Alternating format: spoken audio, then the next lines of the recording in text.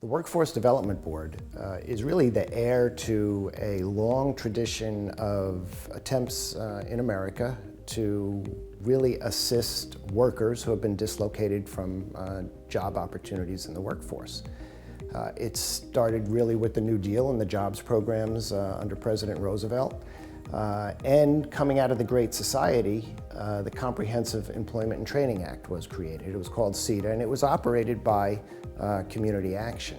Those were the early government-funded job efforts of the 60s and 70s, and it was actually where government created jobs in the community with federal funds, and those were operated by CAP. So years later, there was a recognition that government couldn't go it alone and that the private sector really needed to link with public jobs efforts, and the Private Industry Council grew out of CETA. And at that point, CAP spun off the Private Industry Council, and that became a private organization. And so as we go down years later, we see that evolving into what is now the Workforce Development Board, which really was created in the 90s.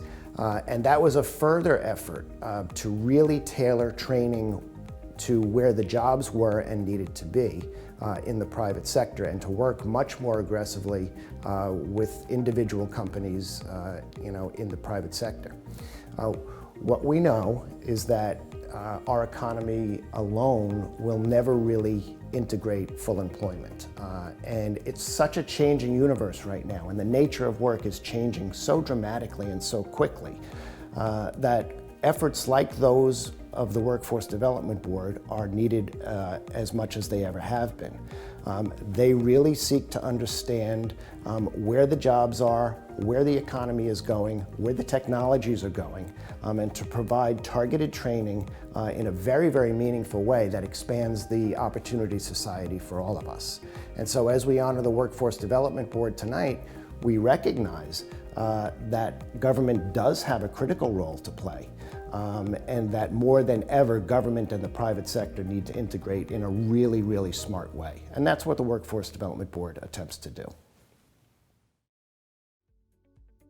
So in the 1930s, and shortly after, when the Great Depression ended, there was a real need for the government to step in and help individuals to be able to get training and support to get employment opportunities. Over the years, the legislation has just supported ways that the public workforce system, made up of many partners, can help individuals with job training, finding employment, counseling services.